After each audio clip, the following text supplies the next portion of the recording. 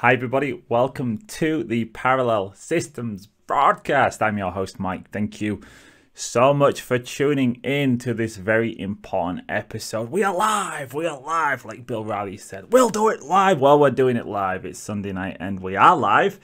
And we're coming out guns a-blazing. I'm bringing the shotgun, I'm bringing the pistol, I'm bringing my old school Smith & Wesson. I've got a Beretta in my back pocket. It's guns a-blazing tonight. I've even got a cannon, an old school cannon. And you know what? We've got such a fantastic episode tonight, but it's also going to be extremely controversial. It could be one of the most controversial and shocking episodes that I've ever done on my channel. Now, that's really saying something. If you've been following my channel over the past year, you'll have seen that all of a sudden, everyone has got up to speed with where we was well over a year ago. We're talking like a year and a half ago when I was first telling people that this system was going to come down. And at the time, people were like, there's no way, there's 2 to 4 quadrillion, Mike. And now everyone's saying it. Well, in a few years, everyone will be saying exactly what I'm saying right now. So we are on the precipice of something big. Now, I'm going to start tonight's episode where we left off in the last live stream, which was discussing a quote from Mr. Mandel, Edward Mandel. So I'm just going to flip over to my other screen to this one. And I just want to start with Edward Mandelhaus's quote, a quote to remember. Now, he said this in a letter to President Woodrow Wilson, and it's a very important quote because it is going to be the essence of tonight's episode. So let me just give you that quote, and I'll do my best Edward Mandelhaus voice. I'm going to summon him, actually. I've got my Ouija board. It's just down here. Just give me a second. Okay, I'm ready. Very soon, every American will be required to register their biological property in a national system designed to keep track of the people, and that will operate under the ancient system of pledging. The ancient system of pledging. What do you think that is? What do you think the ancient system of pledging is? I think that's collateral. I think that's where you have to put your assets up just to survive. I think you have to put something forward to get something back. So what he's talking about here is there's going to be a global system. Well, he's talking about America, but we're going to get to the global later. Don't you worry about that. He's talking about a system where you're going to have to pledge something. You're going to have to put something up as collateral. So just bear that in mind tonight. By such methodology, we can compel people to submit to our agenda. Submit to our agenda. Now, who would do such a thing? What agenda are they talking about here? Well, we'll find out, which will affect our security as a chargeback for our fiat paper currency. Every American will be forced to register or suffer not being able to work and earn a living. Now, do you remember any global events recently where people were not allowed to work and they were not allowed to earn a living? Surely not. Surely that could never happen in our beautiful Western democracies. Surely nothing ever could come along and stop people from working. And oh crap. Oh crap. I just remembered the last 3 years. That did happen, didn't it? It did happen. They will be our chattel, and we will hold the security interest over them forever.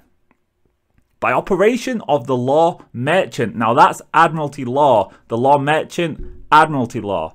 Under the scheme of secure transactions, Americans, by unknowingly or unwittingly delivering the bills of lading to us, will be rendered bankrupt and insolvent, forever to remain our economic slaves through taxation, secured by their pledges. So, remember the Great Depression? What happened to people? They had all of the wealth stripped and they became insolvent. They became bankrupt. They will be stripped of their rights and given a commercial value. Now, what the hell was he talking about? Remember, this was back in 1913.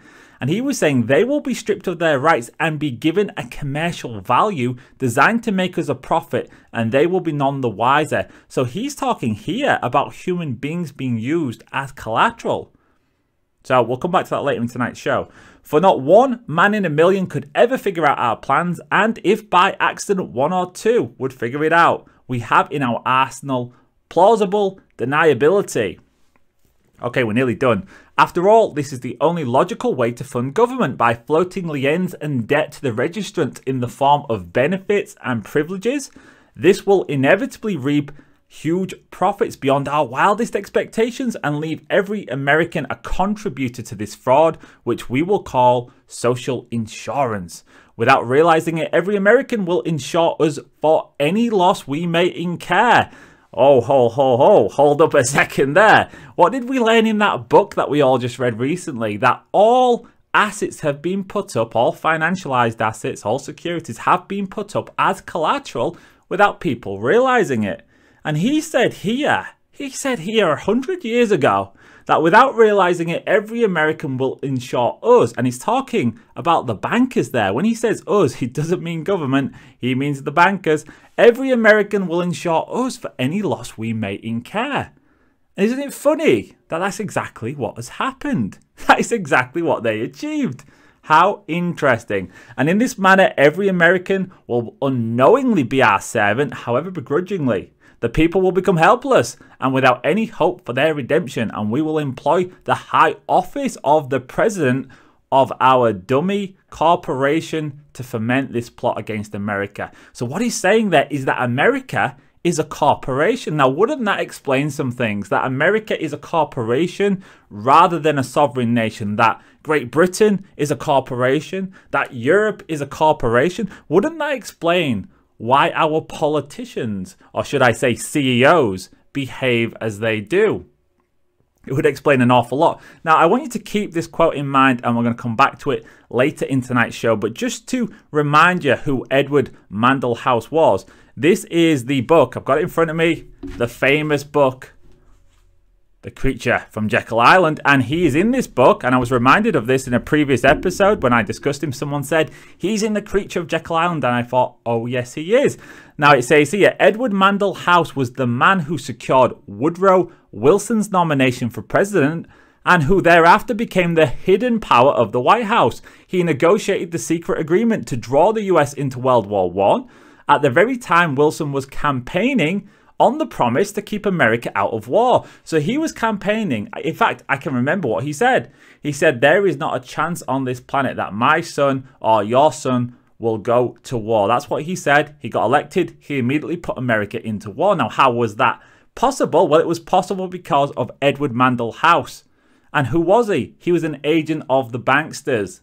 He was an agent of the banking cartel over in the city of London, and he was lobbying on behalf of Wall Street. And it says here, he lobbied Congress to pass the Federal Reserve Act. So he was working for the banksters in the city of London. And of course, their big act next was to get the Federal Reserve Act done to create the Federal Reserve in America. So they had a new base over in Washington, D.C.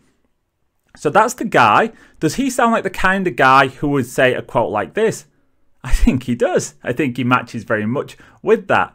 Okay, I just want to go to this system here. This page here. It's called the Euro System and Collateral. And just remind ourselves what is included in collateral. Now, this is key because the collateral is what has been put up for the failing derivatives complex. When that derivatives complex comes down, all collateral in the system will be taken. So let's just remind ourselves what collateral is, and then we'll take a look at what's on the table to be swept off into the laps of the banksters. Okay, in line with its statute, the Euro system provides credit only against adequate collateral.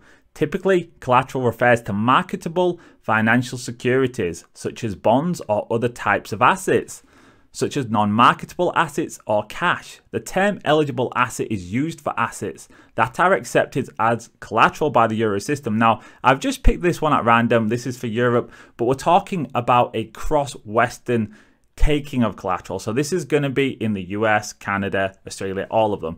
So I've got this one here. This is from the Bank of England, and this gives the framework, and this is all the eligible collateral. So anything on this list is being put up right now as collateral for the great taking. So just remember that one. Sterling, euros, US dollars, Canadian dollars, denominated securities, including associated strips. Is that strip clubs? Issued by the governments and the central banks of the UK. In fact, yeah, all strip clubs are being collateralized. And it's been put up by central banks of the UK, Canada, France, Germany, the Netherlands, and the United States. Okay, so it's all assets denominated in those currencies, sovereign and central bank debt. And more strip clubs too, including associated strip clubs. That one is basically bonds, all sovereign debt, that's been put up as collateral too. Now, you know, if they take the sovereign debt, who cares? Nobody wants that. It's absolute dog shit. But they can take the sovereign debt if they want. Take that one. But we don't want them to take the good stuff. And there is some good stuff on here. Let's go further on. It says sterling, euro, US and Canadian dollar denominated securities issued by major international institutions, bonds issued by G10 government agencies, debt issued by HM government, sterling sukuk. That's the bonds that can be used by people who... what do they like? They don't. I don't know. It's the Islam people. They like to do it. I don't think they can have usury, so they go around the houses and create these sukuk bonds. That's what it's all about. It's a halal bond. Debt issued under the National Loans Guarantee Scheme. Conventional debt issued by the Federal Home Loan Mortgage Corporation, the Federal National Mortgage, UK and EEA residential mortgage-backed securities, so houses, all the houses are put up for collateral. If there's a mortgage on a house, that's part of the system. Now remember, they changed all of the laws, including bankruptcy laws, so that when the financial system starts to collapse, all of these assets will go into this asset pool. And that will happen automatically. It's like me pressing a button and it immediately takes all of these assets. Then it divides them as collateral and sends them off to the secured creditors. And it's really quick and really automatic. The whole system's being automated. So, you know, there's no chance to disagree or say, no, don't put me in the system. It's too late. You're already in the system, whether you know it or not, which is exactly what Mr. Edward Mandel House told us would happen. It's just bizarre, isn't it? It says here, covered bonds, UK, US and EEA asset-backed securities. Asset-backed securities backed by student loans and consumer loans. Wow. So what could that mean? That could be anything that has got a loan out on it. Anything that has got a secured loan, consumer loans, student-backed loans. So what asset-backed securities are backed by student loans? I have no idea, actually. Commercial mortgage-backed securities, covered bonds, securitized portfolios of senior secured on-balance sheet corporate loans. So my point is, there's an awful lot that will be included that we just haven't factored in. It's not just equities. It's not just bonds. It's pretty much anything within the system that is financialized. Senior bank debt, portfolios of conventional listed senior corporate bonds. Wow. Portfolios of residential mortgages. There you go. Consumer, commercial real estate, factories, land. All of the modes of production. It sounds like communism, doesn't it? It sounds like they're gonna overnight take all of the modes, or should I say means of production, which is what the communists did. I said these guys don't have to go marauding around the world. They don't have to invade the countries. They don't have to get rid of the kulaks, which is, let's face it, everyone. No, they just flick the switch and it's done. Own named securities that meet one of the above criteria. And finally, eligible security loan denominations. Okay, so now we've got a comprehensive list of all of the securitized assets. But thank God, thank God, everyone. Thank God for physical assets, because if physical assets are available, we can at least get out this system. We can say goodbye to the securitized assets, say goodbye to the financialized assets and say, you know what, guys, you take it. The physical assets are not included. Oh, wait a minute. Oh, wait a minute. European Commission investigates the idea of an EU asset. Oh, my God. An EU asset registry. Yeah, that's right, folks. As bad as we thought it was. Just when you think there isn't a depth lower that these people, I shouldn't call them people, that these parasites can sink to, just when you think we've hit the bottom. You know, we thought the derivatives complex and all of the financialized assets, we thought the fiat monetary system and the epic amounts of paper crap that they were printing that was backed by nothing. We thought it was bad enough then, but then we learned about the Great Taking and it was like, oh my God, it gets even worse. How could it be any worse? Well, it is worse. But then we thought, right, we're at the bottom. There is no deeper, there is no lower we can sink, but there is. And it's called the Asset Registry, and this is the EU Asset Registry. So let me just read you this one, and this one's going to blow your mind. So take your stiff drink and pour it in your eyes, and then have a swig of it. It says, the European Commission is investigating the idea of an EU Asset Registry. It has published a tender for a feasibility study for a European asset registry in the context of the fight against money laundering and tax evasion. Oh, that old chestnut. I've heard this one before. Yeah, round of applause. The tender specifies to aim at exploring how to collect and link information available from various sources of asset ownership. Okay, this is getting a little bit scary. This is getting a little bit, Halloween's past, but it feels like Halloween in my room here right now. And it says, okay, I'm going to repeat that last sentence and then we're going to say it. Aim at exploring how to collect and link information available from various sources of asset ownership. Okay, land registries, company registers, trusts and foundations registers, central depositories of securities ownership, and analyze the scope and challenges for such an EU asset registry. So let's get this broken down into layman's terms, because I'm a layman and I'm pretty sure you're all laymen and laywomen. So let's no, we can't. No, don't say that. Okay, land registries. That means they would go through all of the land registries and find out exactly who owns what. And they'll put it all onto a register. So if you own some farmland, you'll get put into the EU Asset Registry. And what they would do is they'd create a file with your name on it.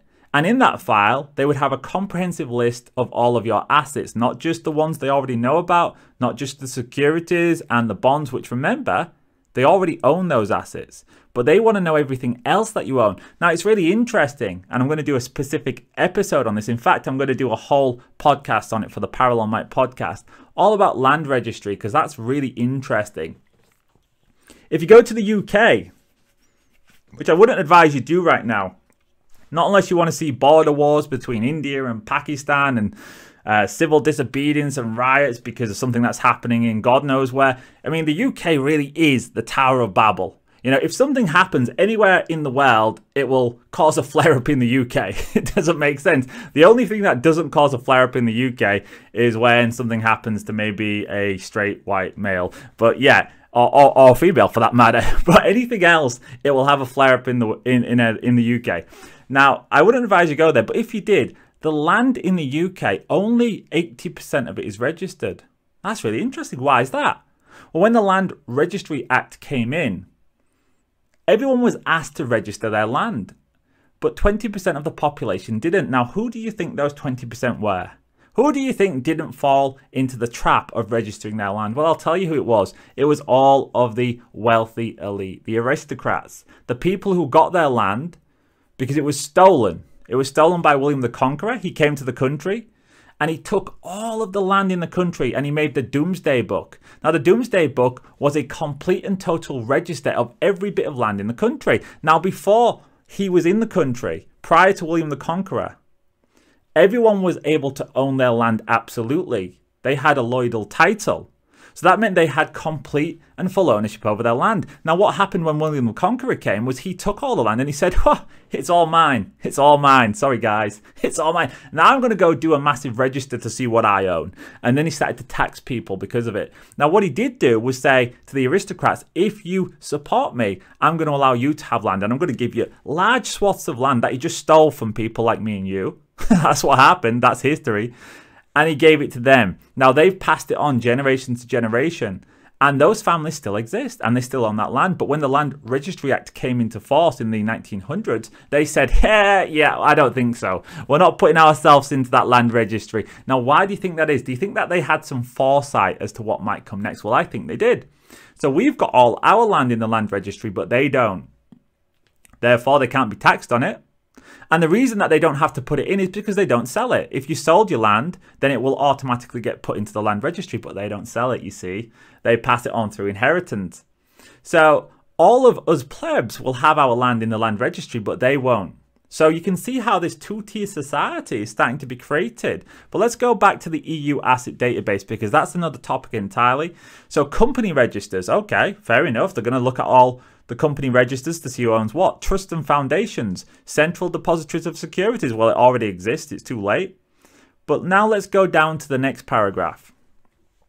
With regards to which assets would be registered, the document published in July notes the following, and I quote, the possibility to include in the registry data related to the ownership of other assets, such as cryptocurrencies, works of art, real estate, and gold, shall also be considered. Okay, so they're talking about a physical asset database.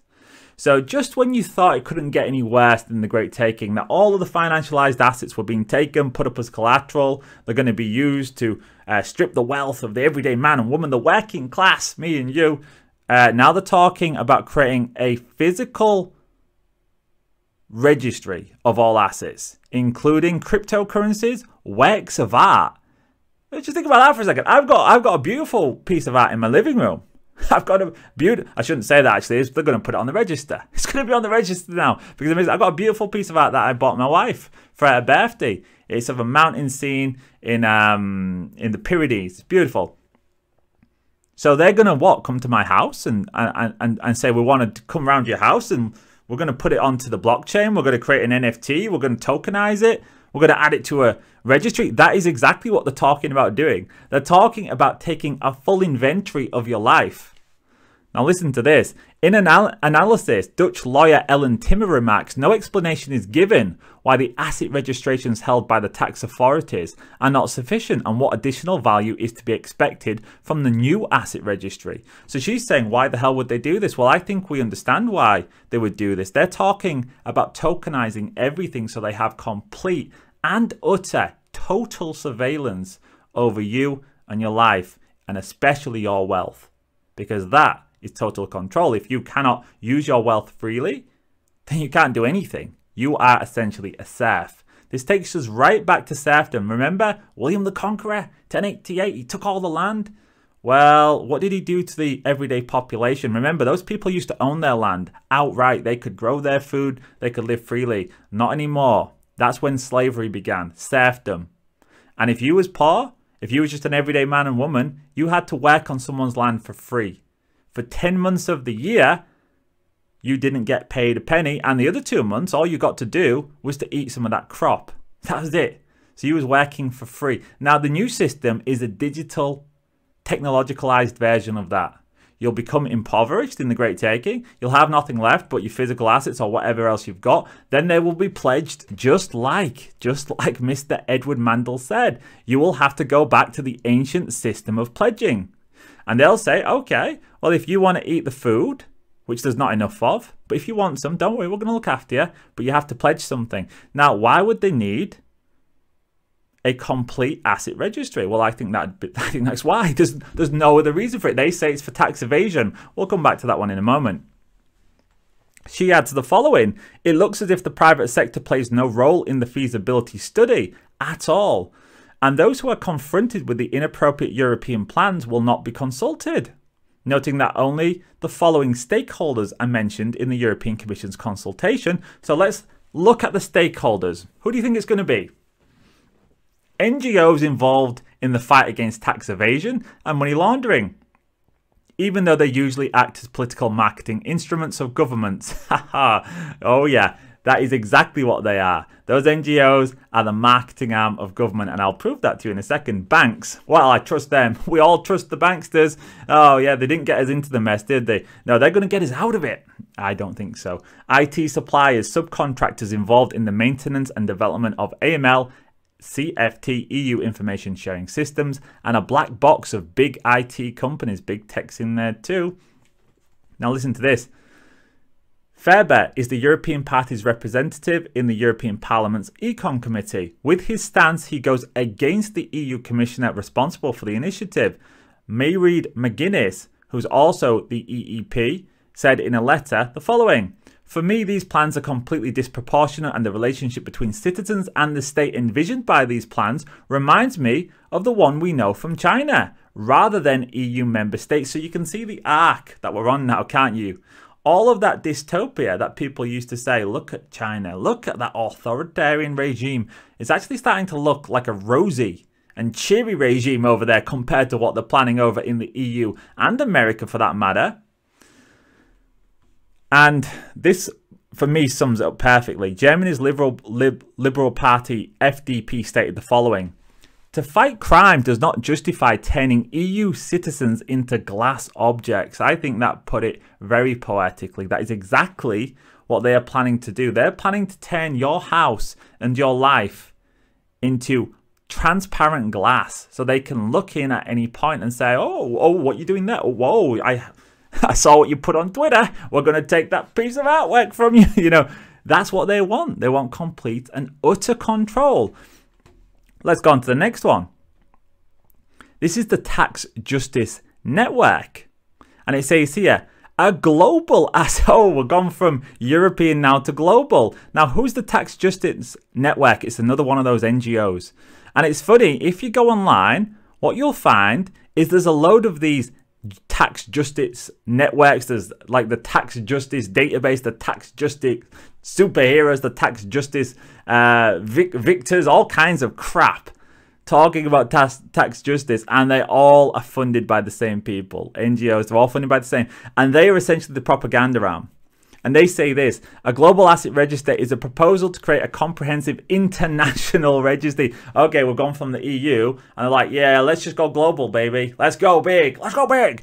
A global asset register is a proposal to create a comprehensive international registry of all wealth and assets. So we've gone from, yeah, let's look at the securities, let's look at the land, and it's like, no, we're gonna go for all assets everywhere. And get this one, along with their real beneficial owners. I just think, I can't believe it when I read that term, because in The Great Taking, that is exactly the term that's used now to describe your relationship with securities. You are not the owner anymore. You're not the property owner. You're not the outright owner. You're not the absolute owner. You are the beneficial owner. And that's how it describes our real wealth and assets. It says they're going to create an international registry of all wealth and assets along with their real beneficial owners. Very chilling stuff. Very chilling stuff. Get your. In fact, I'm not going to tell you if this is water or vodka, but you'll see what I do with it. I needed that one. Okay, let's get back to it. And it says, they need to understand the distribution of global wealth and thereby empower regulatory authorities with a thorough and detailed understanding of global inequality. Doesn't it all sound so beautiful? Well, that vodka went down hard. Doesn't it all sound so damn beautiful? They just want to combat global inequality. That's all they want to do. They just want to take care of the world. This would in turn allow national and international authorities to develop effective taxation policies and regimes so as to redress these inequalities. That sounds an awful lot to me like communism. That sounds an awful lot like global communism. You know, they put it in all these fancy terms, all these liberal wokist terminology and phraseology, global inequality, redress. But what are they actually saying there? They're saying they want the big wealth international database so that they can take from some and give to others. Don't like the sound of it. In order to be effective, a global asset register would have to include information on wealth, real estate, financial assets, gold, they keep putting gold into it, and other types of value, and cryptocurrencies are in there too. It would also have to include information about the beneficial owner of assets rather than the holding companies and anonymous shell companies owning assets. Now, surely they're not talking about you and I here. This is just going to be for the crooks and the criminals, the mafioso. It's not going to be for hardworking people like me and you. Surely not. And I don't believe that would happen. Make all information available in open data format, or in the very least as machine readable data, to allow information to be analyzed and cross-checked. As things currently stand, high levels of secrecy shrouding the true owners of wealth and assets facilitates massive flows of illicit finance, whilst also providing fertile ground for abusive international tax practices. This sounds like a tragedy. Who are these people? Who are these crooks? I'm angry. I'm absolutely livid. Who are these people that are abusing international tax practices? So let's just have a little look, shall we, at who this global coterie of gangsters and tax avoiders and money launderers are. Let's just see who's a part of this grouping. Pretty sure it'll be some of those mafioso. Let's have a look. What? Member of Parliament? That's a strange start, isn't it? Security Minister? King Abdullah II? Former Prime Minister Tony Blair? That's really interesting, isn't it? He's the guy who's working with the WEF to try and bring about an end to global poverty, and yet there he is in the Pandora Papers. It just doesn't make sense, does it? It doesn't make sense. Why is it full of politicians? This must be some kind of mistake. Maybe I've got it wrong. Let's keep going. Former minister and EU commissioner. An EU commissioner. Let's see who else we've got. We've got former chief executive Tung Chi Hua. Well, it's tongue-in-cheek. I don't know what tongue-cheek. Very tongue-in-cheek. Former finance minister of France. Look at that, Dominique Strauss-Kahn. And look at that, look at that comic book face there. He actually looks more attractive as a poorly done comic book than he does. Who we got here? Who's this guy? This guy's face is melting. He's the president, and he's that can't be a real name. Ali Bongo. I remember drinking some Umbongo when I was a child. Where's he from? Let's see. Right down here. President of Gabon. Well, Ali Bongo's in there. Yep. You know what they used to say about corrupt African politicians, don't you? But holy shit, it seems to me like pretty much every politician in political history is on this damn list. Former prime minister, former president, prime minister, former president, former prime minister. Well, isn't this just shocking? Isn't this just the shock of the year, my friends? I'm sure you never expected to see a list full of politicians when it comes to money laundering and tax evasion. I'm sure you never expected that at all. Well, at least we can put our trust in one person, my friends. At least there's somebody out there, kind of like Batman, there's somebody out there that we can all trust in. We've been told about him all 2020, about his heroic actions, about his leadership, his bravery in the face of overwhelming odds. And we all had to sacrifice billions and billions of our tax dollars to keep this guy going, to keep him strong. I can assure you, he would not be found on a list like this with gutter snipes like President Luis Abinader and his offshore trust, Mr. Oh, shit. That's right, everyone. President Vladimir Zelensky. Yo, you thought all those billions of dollars were going to fight the Ruskies. No, no, no, my friends. Those billions of dollars are now actually sat in a Cayman Island trust fund where they're being turned into derivatives as we speak. They'll be winging their way across to the Barbados Islands. Then they're going to go across to New York, get turned into a foreign currency. Then there'll be some swaps done, some Forex swaps. Then it's going to go all the way across to China. It's going to get invested in an underground mining company. It's going to get turned into golden assets. That gold is going to be melted down and sent to warlords in Africa, and then finally it'll wind up back in that trust, completely washed and completely clean, and nobody will know where it came from, but you'll know where it came from, my friend. It came from your back pocket. It came from your children's future. And Mr. Zelensky, I have to say, I am utterly shocked. Utterly and totally not shocked at all. Not shocked at all. Elizabeth II has ruled the United Kingdom as Queen since 1952. No, well, she's not anymore. In 2005, the Duchy of Lancaster, Queen Elizabeth II's private estate and portfolio invested $7.5 million in a Cayman Island fund, according to files from the offshore law firm Appleby. The fund invested in and profited from a company that developed that vodka's hit the spot. Developed fingerprint technologies for mobile phones, interesting, and made investments in other high-tech and pharmaceutical companies. I wonder if it was those mRNA ones. She was ahead of the game. Other investors included British and US universities, a United Arab Emirates bank, and charitable foundation. In June 2008, the Queen's estate received about $360,000 from its investment. And look at this. It also invested in a private equity company that controlled Bright House. Now, you know, Bright House was one of those companies that did predatory loans to the poorest people. In fact, it was such a dark and evil company that you would go in there and literally pawn something like this chair. Like, you know, it wasn't like you was pawning gold rings, or it was like, no. Do you have a battered old TV? Yeah, we'll give you £3.50 loan on that battered TV at 1000% APR. That was the kind of predatory lending they were involved in. And you can see here that every single politician you could imagine, it is all of them who are actually doing the tax avoidance. Now, would you have believed it? So what do you think the chances are that those people are going to be the ones that are pursued by the Tax Justice Network?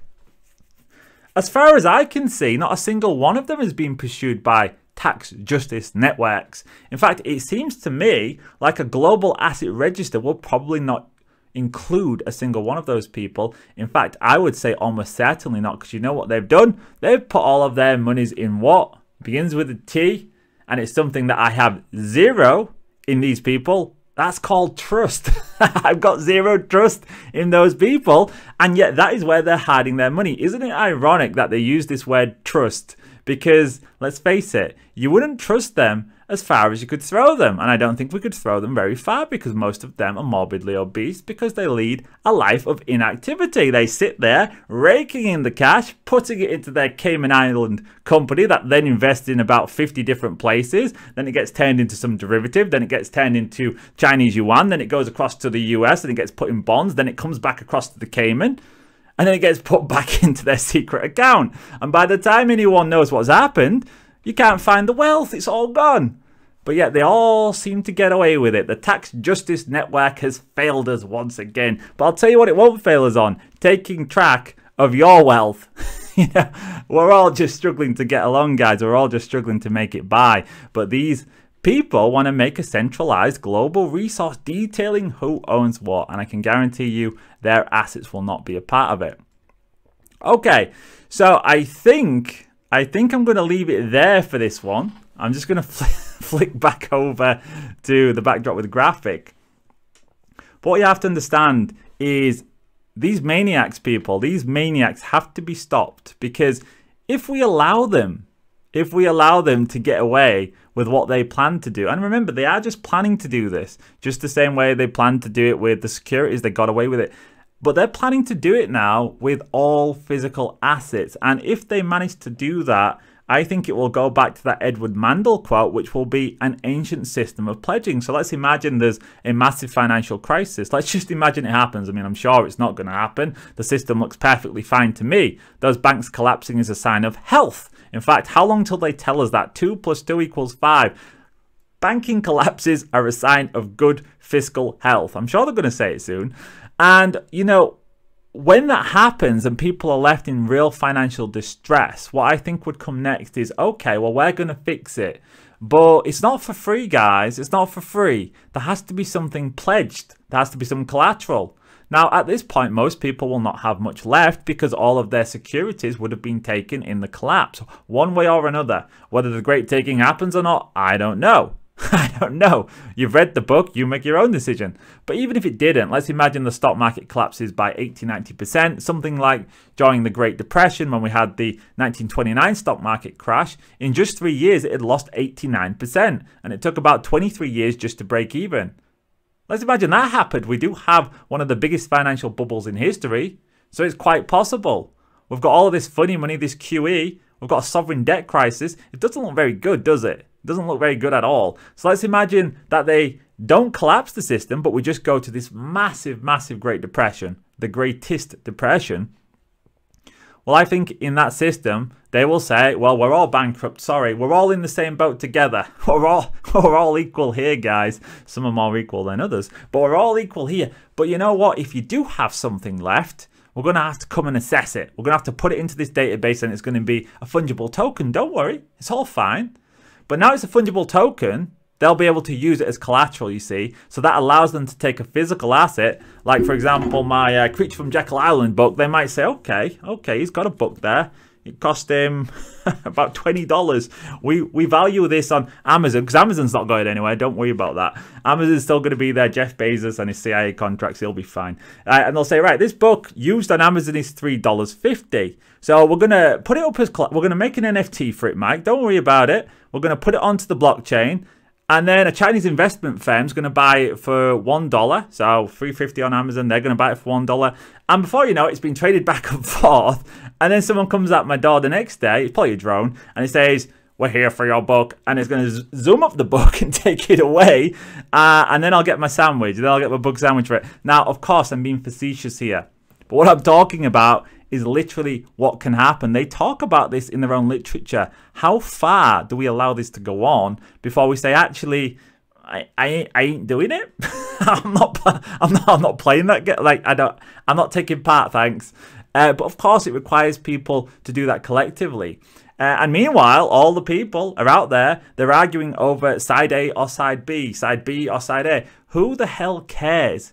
Whether you pick side A or side B, whether you think you're picking the opposing side to the state or not, you're still playing by their rules. You're still playing within their paradigm. They don't care which side you pick. All they care about is that you pick a side. All they care about is that you argue with your fellow man or fellow woman. That's all they care about.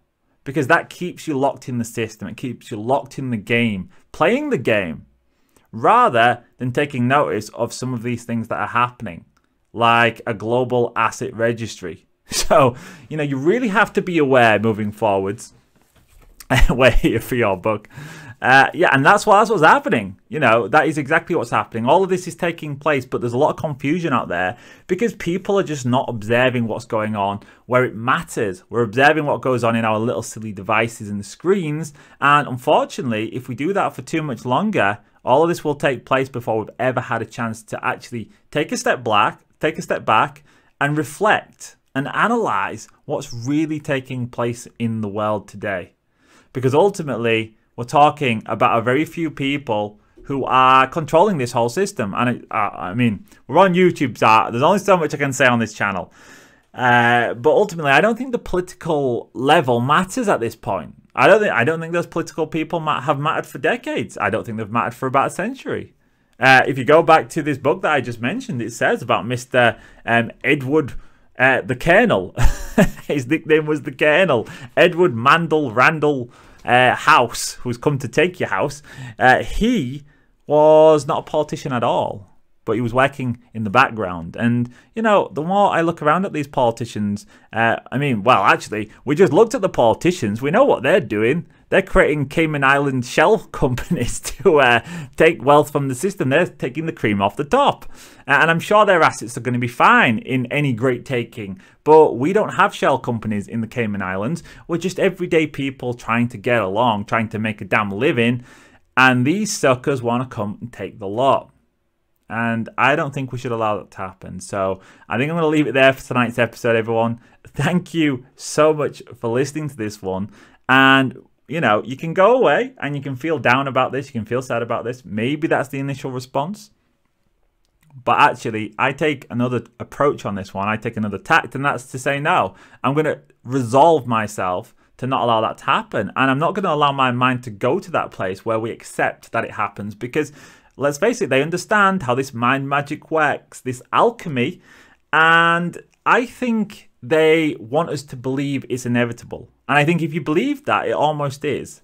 If you believe your day is going to be really bad and you walk around saying, my day is going to suck, it's probably going to suck. I don't think it works the other way. I don't think you can have a great day if you're walking around feeling it's going to be a bad day. And vice versa, if you think it's going to be a better day, you'll likely have a better day because of it. So I think we have to turn our mind and our attention towards building those parallel systems, towards actually seeing something brighter and saying, no, it's not going to happen. You might not be able to stop the financial system collapsing, okay, but you can leave the financial system before it does. And before we go also, I just wanted to mention that, this research, not many people are doing this research. I haven't seen many people talk about most of it at all. There's like literally me and a couple of channels mentioned it in passing. But I'm doing deep dives on all of this. But there is a lot of censorship on here. And I think ultimately, how far do you go on these platforms? Not very far. So I would say to anyone who values my research, and I put a lot of time into that, I put a lot of effort into it. I'm not just regurgitating what other people do. I do primary research. If you value that, check out my website, please, parallelmike.com. I do have a membership section. That's for my podcast for the part 2. And I'm going to be doing a deep dive into land coming up. And that one's a great story. I'm going to be going all the way back to when all of England's land was stolen by William the Conqueror. So that's coming out this week. And in part 2 of that, for members, we're going to be going deep down that rabbit hole into where the land is really owned in the UK and who owns it and how much.